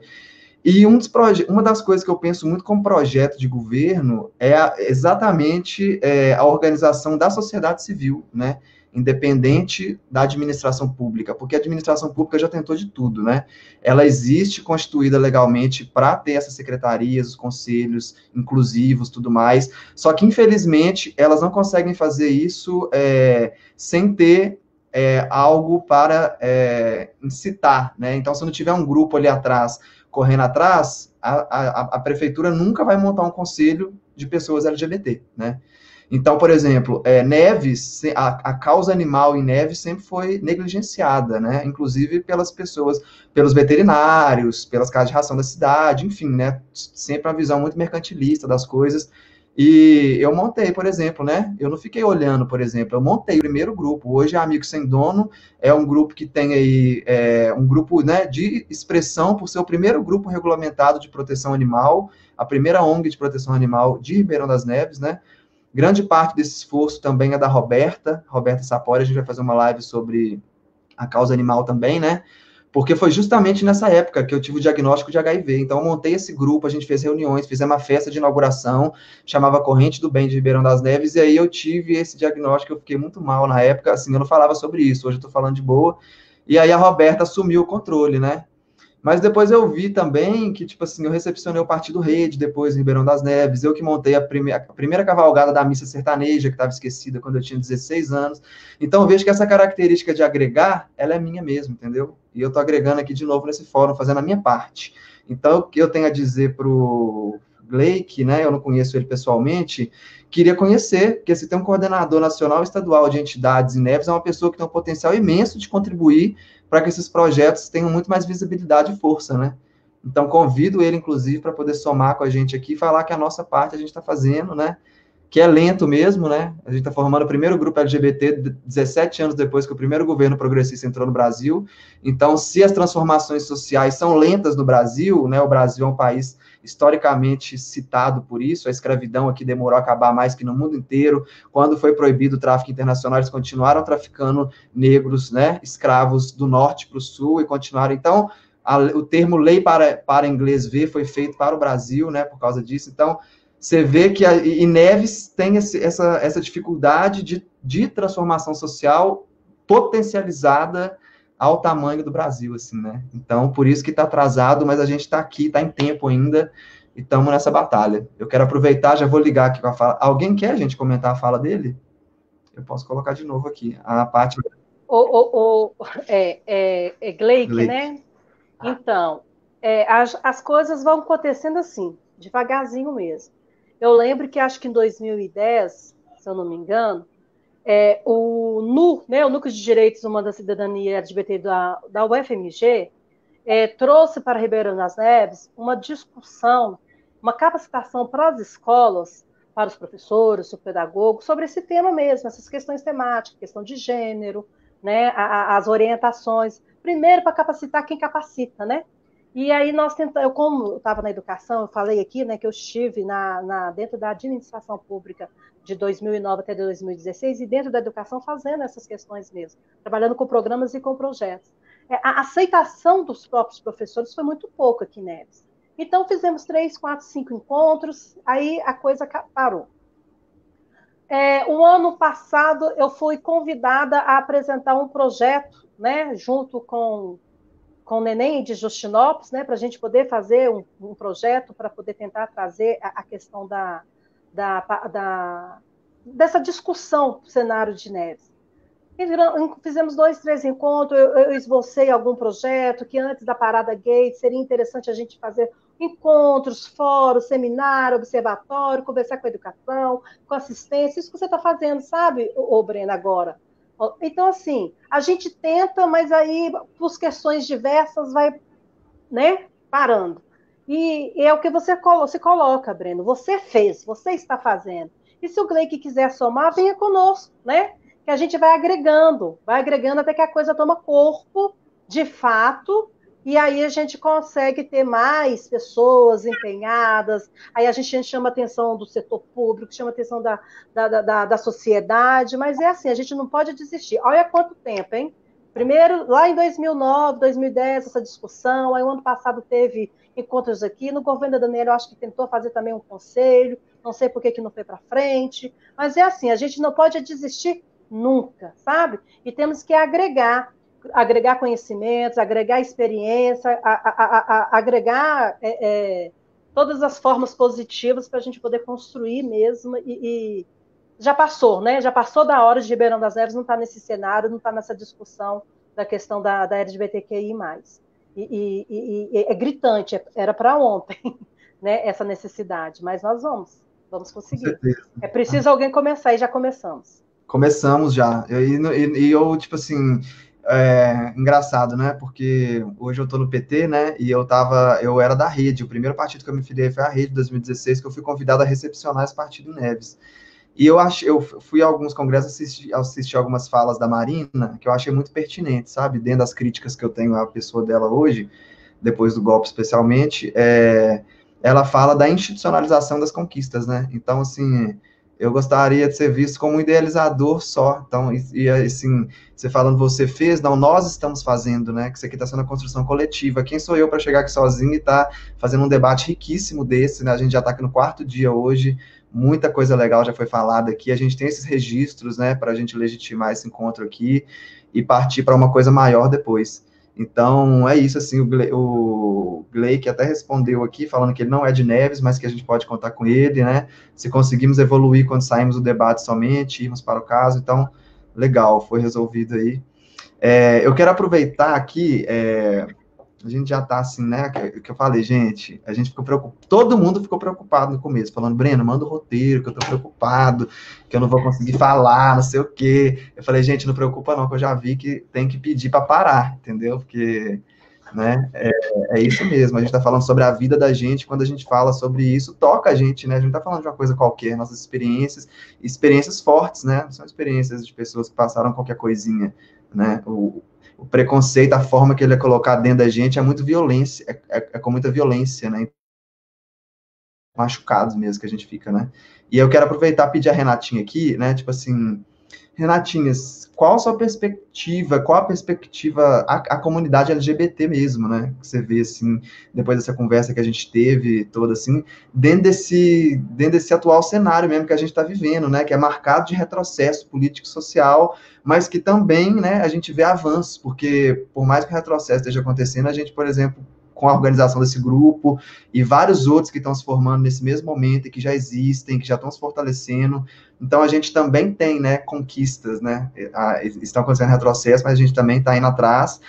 Eu queria te pedir para você dar um panorama para a gente, assim, que eu adoro suas retóricas, sou seu fã, gente, sou fã da Renata, e passar para a gente um pouquinho, né? Tipo assim, sua área de atuação é a literatura, né? Uma poeta maravilhosa, gente, todo cartãozinho de aniversário que ela me dá é uma obra de arte. E as obras literárias mais importantes da comunidade LGBT, eu queria que você falasse um pouco, né, sobre a literatura LGBT. A Djamila Ribeiro está se formando um novo cenário de escritores negros mesmo, né, que estão tendo visibilidade através das falas dela, né, a nossa forma de apoiar, a forma de quem não é LGBT, apoiar a causa LGBT, a forma de quem não é preto, apoiar a causa antirracista, né?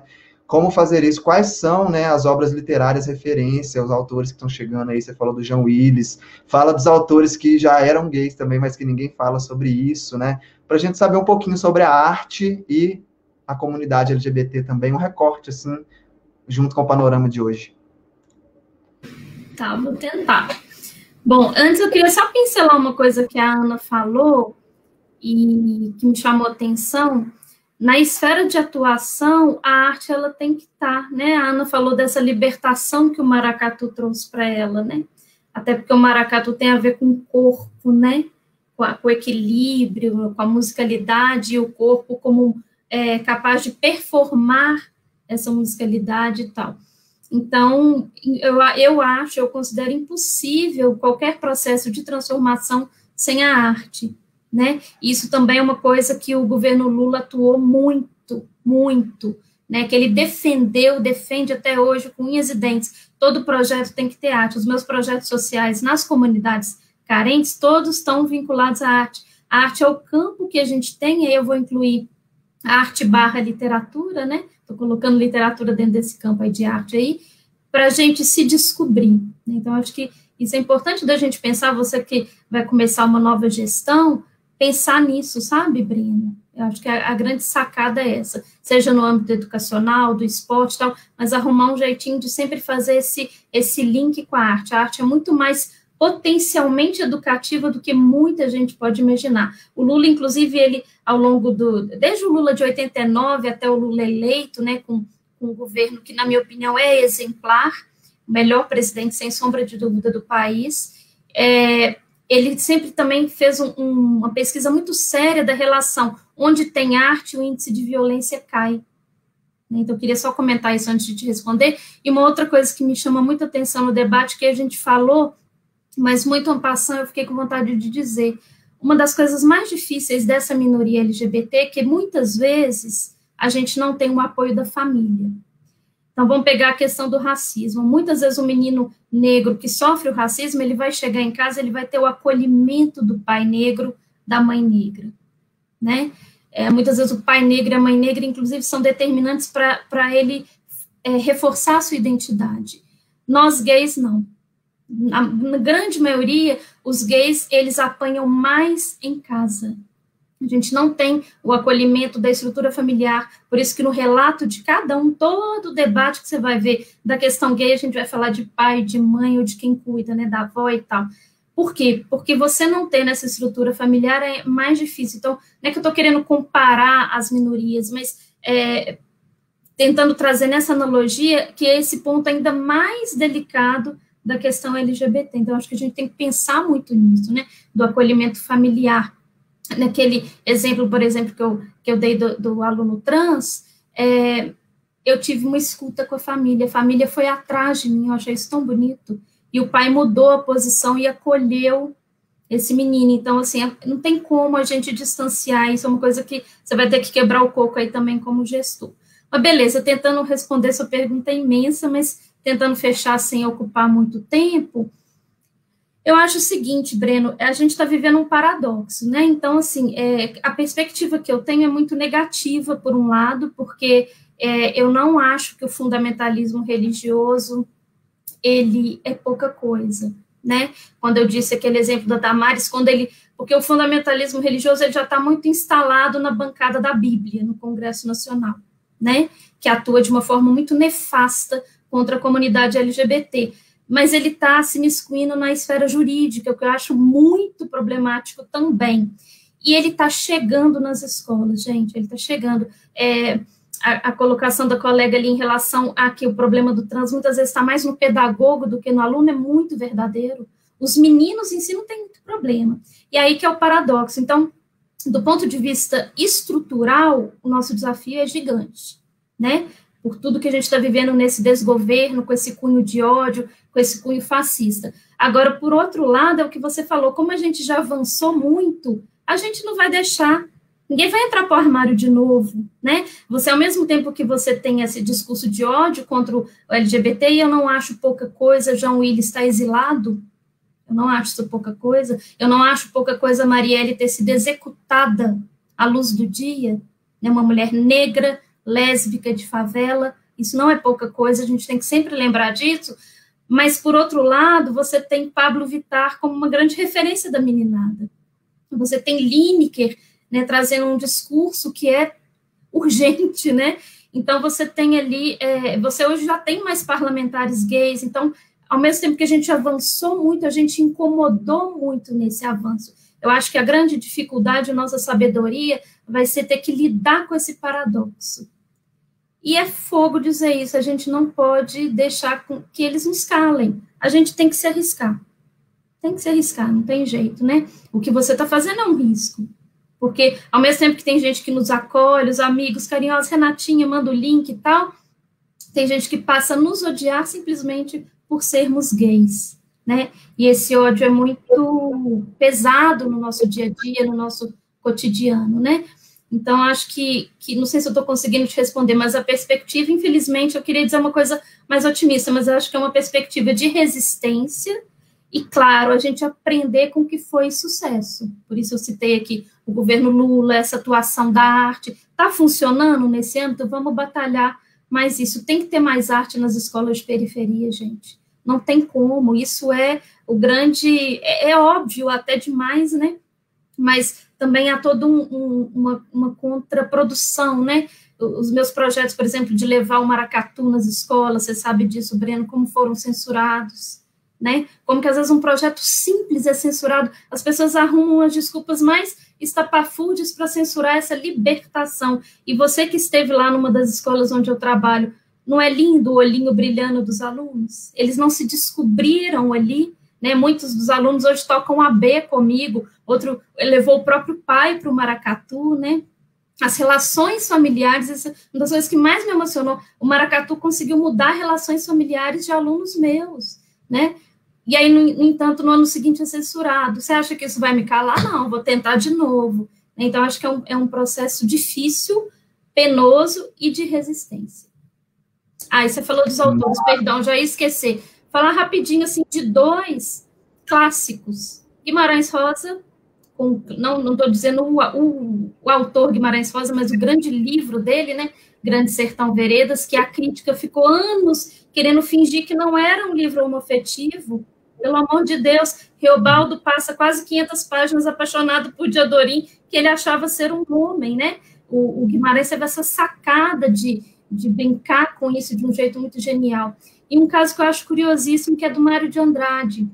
Ele, sim, é assumidamente gay. A caretice do Brasil é tão grande que eles passaram anos negando a biografia de Mário de Andrade, porque não podia dizer que o nosso grande Mário de Andrade, o ícone do modernismo, era gay. Mas também para dizer de um avanço, fechar com otimismo, Gilca Machado, escritora simbolista, lésbica, final do século XIX, fazer poemas eróticos, caiu no Enem. Então, a gente tem essa coisa, a gente dá 10 passos para trás, mas tem um avanço ali, né? Então, a gente tentar pegar esse avanço e, sem dúvida, tentar levar esses autores ou essas narrativas, que eu acho que pode descolar também da autoria, sabe? A narrativa é homoafetiva, né? O eu lírico é homoafetivo, ou o narrador, levar isso para a sala de aula com mais coragem. Depende da gente. Né? Ótimo. Posso fazer um link aqui, Renatinha, com o que você citou? Fazer um link com direito à literatura, porque quando a situação da equiparação de uniões homoafetivas em relação a uniões heteroafetivas chegou no STF, para poder se equiparar, né, e aí as pessoas poderem ir aos cartórios e fazerem a regulamentação da união estável, quando isso chegou ao STF, a Carmen Lúcia, em seu voto, ela citou Guimarães Rosa, ela citou um trechinho de Grande Sertão Veredas, eu tô até com um trechinho bem pequenininho, tá aberto aqui, ó, que é Reobaldo falando para Diadorim, enquanto coisa assim se ata, a gente sente mais é que o corpo a próprio é, coração bem batendo, o real ronda e põe adiante, essas são as horas da gente, as outras, de todo tempo, são horas de todos, amor desse cresce primeiro, brota depois, a vida não é entendível. Então, dá para fazer um casamento lindo aí do direito com a literatura, né? Porque, nossa, é isso, né? Você vai explicar o afeto precisa ser vivido, né? O direito não está para a vida, né? A vida está para o direito. Então, é preciso alinhar dessa forma, né? Abraçando as pessoas como elas são. Faz um recorte para a gente também, Aninha, o que você achou disso tudo, também a sua perspectiva desse atual cenário, né? A sua esperança da nossa comunidade ser vista, respeitada e amada, né? Mas eu não vou muito longe do que a Renata e a Paty já falaram, não. Acho que tem muito o que fazer, micropolítica e macropolítica, né? O cenário está horrível, a gente saiu de um cenário, a gente saiu de um sol mesmo, de uma claridade enorme, e entramos em momentos de trevas, assim, total, dentro do executivo, dentro do legislativo, essa crescente da bancada evangélica que a Renata citou, isso nos atinge completamente no âmago do nosso ser, porque são situações e colocações que podem ser jurídicas, que podem ser legislativas, que são tolhidas a todo momento. Não, isso aqui a gente não vai discutir de forma nenhuma, porque isso aqui sabe, colocando a gente como seres exóticos, seres que não devem nem existir. Isso dói, sabe? Isso é muito ruim mesmo. Então, se a gente não batalhar para as próximas gerações, dentro da educação, levando maracatu para as ruas, o nosso baque afirmativo, que tem que sair logo, entendeu? Ai, tudo de bom, sabe? Para poder trazer cor, entendeu? Porque as pessoas, igual o Guimarães Rosa fala aqui, o coração bate, as pessoas sentem, elas só precisam de um fórum como esse, sabe? De uma representatividade, de uma referência, para quanto antes já estar sendo quem elas são, sabe? Sem perder tempo aí, porque a vida é uma só. Essa aqui, né? Aí tem outras. Então, quero esperançar da forma que a Rita fala, aprendendo a lutar nas vivências mesmo de cada dia, sabe? Sabendo ouvir, para poder colocar em prática a minha voz no mundo. E com vocês, que são referências, que também estão na luta, que estão colocando a cara no sol, para poder trazer mais gente, a gente poder voltar para os tempos solares. Eu vim até de amarelo aqui para poder chamar esse chamado aí para a gente. É Maravilha, isso. amiga. Gratidão demais. A minha vida também, né? A minha libertação tem muito a ver com o Maracatu também, né? Esse grupo, quando nasceu, né? A Renata está aqui, a da Nascimento, a Ana Paula também a gente considera, porque fomos nós que demos vida, né? A esse grupo, e foi um encontro, porque sem a gente combinar, o Estrela de Aruanda é quase que um baque afirmativo já, né? Porque a sigla LGBT está muito presente, 80% do BAC. Então, assim, para a gente é um presente, né, ter ganhado essa convivência com pessoas iguais, né, e como a gente tem afinidade mesmo, essa presença passou para o dia a dia, né, deixou de estar só nos encontros. Então, a gente se fortalece mesmo como um grupo de afetos, isso é muito importante, assim, sabe? Sobretudo, eu vejo isso acontecendo no Maracatu. A gente, por exemplo, né, a gente está na pandemia, tem quanto tempo que a gente não toca? Né? E a gente está assim sempre se falando, né? Mandando uma mensagem, cada um com seu jeito de ser, né? Renatinha maravilhosa, sempre muito presente na maneira dela, Ana Paula, né? E todas as outras A pessoas. Paty já está mais que convidada também para o nosso baque. Com certeza. Um beijo para todo mundo aí do Maracatu também. Me sinto honrado pelo convite. Vocês têm que conhecer os meus meninos de percussão aqui da Alterosa. Que maravilha. Tá? Patrícia, nós vamos levar o Maracatu com certeza, tá? Quando acabar a pandemia. Lá no... A gente demorou. Já fechou. Dia 1º de janeiro você já vem aqui. Já pode contar com a gente. Quero mandar um beijo para Salete, gente. Salete era a minha vizinha lá em Neves, maravilhosa. Ela tinha filhos muito livres, né? E, tipo assim, aquilo para aquela época, quando eu estava ali na quinta série, né? Anos 2000, comecinho ali, era algo muito diferente, né? Eu não entendia. Eu até mandei uma mensagem para ela ontem que ela está aqui assistindo todos os dias do fórum, dando uma força. Ela tem um carinho imenso comigo, me chama de meu menino. E eu tinha esquecido o nome dela, simplesmente. Eu perguntei a ela, Salete, gente. Um beijo imenso, Salete, para você. Né? Uma pessoa que hoje eu vejo como uma grande referência depois de tanto tempo. E quero muito te ver pessoalmente de novo, né? Eu sei que você mora por lá de Cordesburgo, depois que você mudou de Neves. Lá para os lados da Ana Paula também, que é de Curvelo, né?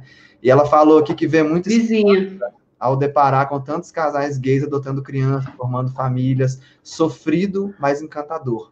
E eu quero buscar uma fala da Renata, que ela falou que ela teve esse problema, né, de ter a esposa dela reconhecida, né, dentro da escola, né, para ela poder ter acesso aos direitos, que era ali o plano de saúde e tal. O Wilson, né, que é um amigo nosso do Maracatu também, que maravilhoso, ele é dono de escola da FISC, eu trabalho com ele, dou umas aulinhas, e o Pablo, por exemplo, a gente está se casando, né, e um dos motivos a gente está também fazendo isso é porque tem um plano de saúde na empresa que está disponível, o Wilson falou, né, para a gente se casar e para o Pablo ter acesso a esse plano de saúde.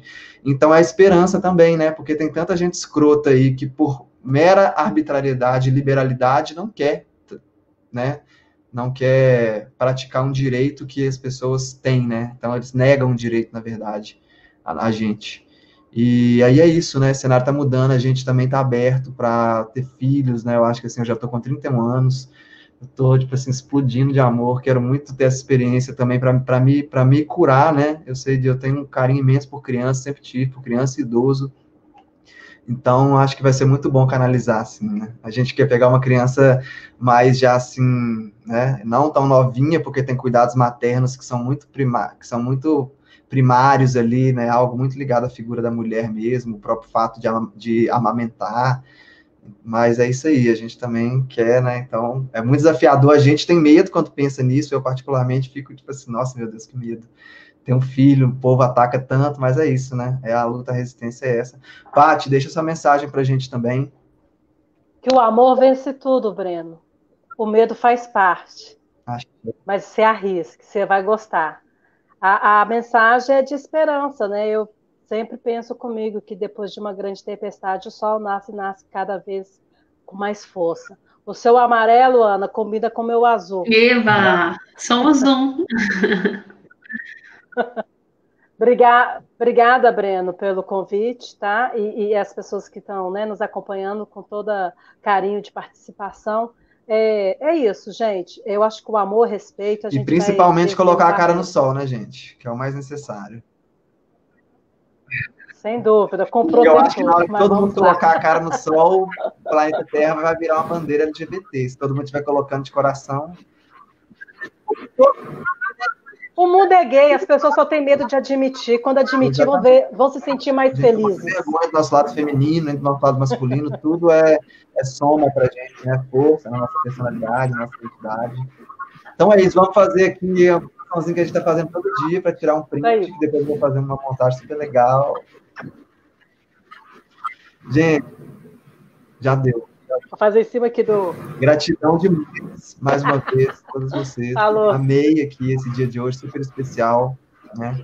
Inusitado, convidei a Paty de última hora, mas é isso, né? Foi maravilhoso, tudo acontece da forma. Tamo aí. Se quiser convidar, a gente tá aí de novo, contando as histórias da vida. A gente não acredita em nada disso. Tudo exatamente da forma que tem que ser. Então, você estava aqui hoje, você que era para estar aqui. Né? Então, estamos juntos, gratidão demais, né? Vocês que tomaram essa caminhada. É um fórum que está sendo erguido, né, em Ribeirão das Neves, mas, assim, acredito que todos aqui que estão participando e que vão participar, que não são de Ribeirão das Neves, são pessoas que eu tive liberdade de convidar, porque são pessoas que tinham muito a somar com esse debate, né? Infelizmente, em função do nível econômico, né, socioeconômico de Ribeirão das Neves, então a renda per capita é muito baixa, a gente ainda tem um nível de escolaridade muito inferior, então é difícil mesmo você encontrar pessoas LGBT que têm um nível acadêmico mesmo, ou então até intelectual mais desenvolvido, por causa dessas questões de vulnerabilidade mesmo, né, que a gente falou aqui hoje. Então, a nossa intenção é dar suporte para essa galera, né, e eu quero contar com essas pessoas também que não são de Neves, mas que estão contribuindo nesse fórum para somar a discussão desse grupo da forma que se sentir à vontade, para somar com ideias, ou com força, ou com o próprio nome, né, e, assim, só agradeço mesmo muito, gente, todo mundo de coração, está sendo, tipo assim, uma experiência muito maior que eu imaginei que ia ser algo, tipo, né, uma experiência engrandecedora, mas eu não imaginei que fosse algo que fosse mexer tanto comigo, assim, que eu fico pensando nisso o dia inteiro, eu vou dormir ali agora, eu já quase sonho com isso também, sabe? Então, tá muito massa esse movimento mesmo, estou muito feliz pela presença de todos. Pode despedir aqui em conjunto, apresentar a minha companheira, Vanusa. Quando falou, a gente quer ouvir um pouquinho dela. Fala pra gente, Vanusa, um pouquinho. Fala um pouquinho que tá falando.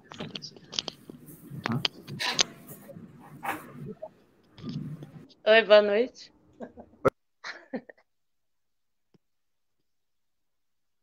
Oi, não tô ouvindo. Caiu a live. Caiu.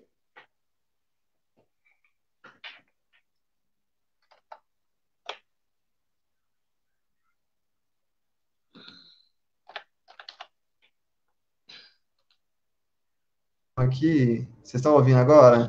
Ah, tá. Estão ouvindo agora? Sim, boa noite. Vanusa, fala um pouquinho pra gente aí de você, né, do seu relacionamento com a Paty. Ela falou de você antes aí. A gente queria te conhecer um pouco melhor. Fica para a próxima, né? Acho que caiu, não foi? Não. Saíram? Não, eu coloquei na tela mesmo, tá. porque tinha duas pessoas, mas pode ficar. Ok. Vou falar um pouquinho, tá? Eu e a Paty é um caso de amor há 13 Vira anos a câmera já, pra né? ela. Vira a câmera para ela, Paty, pra gente ver ela. Isso. Eu e a Paty é um caso de amor já há 13 anos, né? Oh, mais linda!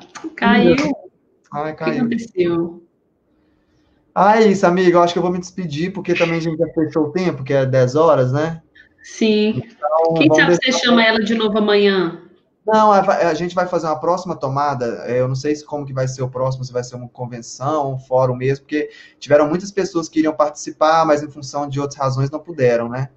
Então vamos. Aqui ela voltou. Voltou. Um pouco, Vanusa, mas você já fica convidada para participar com a gente das com próximas certeza. etapas desse fórum e desse grupo, né? Fala um pouquinho para a Aham. gente aí de você Ó, e da eu sua e a família. Patrícia, assim, já somos 13 anos juntas.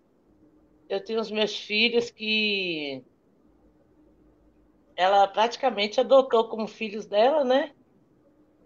E existe um respeito muito grande da minha família, dos meus filhos e das pessoas que a gente conhece. Então, é assim, igual hoje mesmo, nós tivemos uma discussãozinha e eu falei com ela, eu falei assim que eu te amo e pronto. Já ia falar um palavrão. Eu te amo e pronto. Aí ela tá assim, eu também te amo. É assim que a gente Então, resolve as coisas, né? Quando o bicho pega. quando Sabe um que é tá assim, estressado, você chega e fala, eu te amo, pronto, e acabou, independente do que os outros pensam, do que as pessoas falam. Então, assim, e o que a gente sente uma pela outra é recíproco. E uma coisa que eu acho muito gostosa no nosso relacionamento é o respeito que tem, principalmente dos meus filhos com ela. Eu tenho 3 filhos, uma menina de 28, um de 25, um de 23. Eu tenho 3 netos que é uma coisa muito gostosa. Eu é família acho mesmo, né, Vanusa? É é família mesmo. família. A Gostoso. minha mãe tem 89 anos, minha mãe é apaixonada com ela. E uma coisa que eu acho muito bacana é os pais delas, por ser pessoas assim e Evangélica. evangélicas. A mãe dela é apaixonada comigo. Eu fiquei uns 2 meses sem ver a mãe dela. O dia que eu cheguei lá, a mãe dela veio me abraçar e nossa, você sumiu, que não sei o quê, quase chorando. Eu falei, gente do céu. Então, essa é uma coisa muito gratificante. E eu não me sinto excluída de nada, porque a maioria da sociedade exclui. A maioria da sociedade exclui a nossa opção sexual, a orientação, né? Então, assim, pela minha família, a família dela, eu acho muito bacana. Que legal. É uma satisfação conhecer você, mesmo que rapidinho assim, né? A gente já está É, encerrando. Mas eu já quero te convidar de antemão para participar, igual eu te falei, dos próximos, para a gente conhecer um pouco mais da sua história, né? sim, Saber sim, como que foi esse processo de libertação para você, de resgate da sua identidade como uma mulher lésbica. E a gente quer saber isso depois, na próxima oportunidade. Muito com gratidão aí certeza. por vocês, tá? E tamo junto. Beijo Agora com vai encerrar Deus. mesmo, gente. Fica com Deus, todo mundo. Um super beijo. E eu vou só responder Gente, vocês e vou ir respondendo aos comentários aqui um pouquinho também, tá? Tá Um joia. abraço, Beijo, gente. tá bom. Obrigada. Beijo com Beijo, Deus. gente. Um Tchau, beijo. tchau. Obrigada, Breno. Obrigada, Tchau, Pati. tchau. abraço. Obrigada, Vanusa. você, Ana. Tchau, tchau. Tchau, Tchau. tchau. Gente, chegamos ao fim de mais um dia desse fórum que está sendo maravilhoso, né? Agradeço muito a presença de todo mundo que está acompanhando, que está acreditando, que está aqui todo dia. Já tem as pessoas certinhas aqui que eu sei que vão estar presentes, então estou muito mais confiante, né? Porque eu sei que vai ter pelo menos a Jennifer vai estar aqui assistindo, entendeu? A Manu vai estar lá compartilhando, Lili, o Davi. Então, assim, né? A nossa força está aí na união mesmo, né? Começa com poucas pessoas, mas vai crescendo. Então, quero agradecer a Adriana Bicalho, que esteve aqui assistindo, a Jennifer, Ninha Coutinho, a Manu Souza, que vai estar aqui amanhã para gente, né? Que é uma cantora de Neves também. A Lili, Davi Sucu, Ju Paganelli, Jennifer de novo, Marcelo Moreira, grande abraço para Marcelo. Marcelo é uma pessoa LGBT de Neves, também é um cantor maravilhoso, né? Uma pessoa que arrasa, muito axé para ele, saudade. Aninha, Marcelo Moreira de novo, Veridiana Carvalho, Cíntia Catão, quantas falas maravilhosas, pessoas incríveis, mesmo as doloridas. Obrigado, Cíntia, pela contribuição. Veridiana Carvalho, Jennifer de novo, Reinaldo Boaventura, gratidão, Reinaldo, pela presença mais uma vez, né? Michele Zandomenico, que não conheço, mas gratidão pela presença. Silvia Venâncio, Vitor Pinto, que esteve aí comentando, participando o tempo todo. Maria Cristina Lages, né, também. O Gabriel, meu super companheiro aqui, assessor, amigo de vida. O Gleique Silveira, também, que está aqui. Luciano, meu cabeleireiro antigo, gente boa demais. Saudade de você, mano. Grande abraço para você. E tempão que a gente não se vê também. Salete, né? Obrigado, Salete, mais uma vez, por estar aí com a gente. Né? Tem uma pessoa aqui que chama Freitas SB Bet também. Gratidão pela sua contribuição. Iole Campelo. Maria Clara, linda Clarinha, um super beijo. E Silvia Venâncio. Gente, é isso. Gratidão demais, mais uma vez, tá? Tô fazendo essa coisa meio chata aqui de ler os comentários no final, mas as pessoas se importam com isso, elas participam aqui. E é isso, tá? Um super beijo. Gratidão mais uma vez, todo mundo. E tamo junto. Até amanhã, último dia. Então vão dar uma força aí, quem esteve até hoje assistindo, pra gente fechar com chave de ouro, tá? Gratidão, galera. Axé, beijo.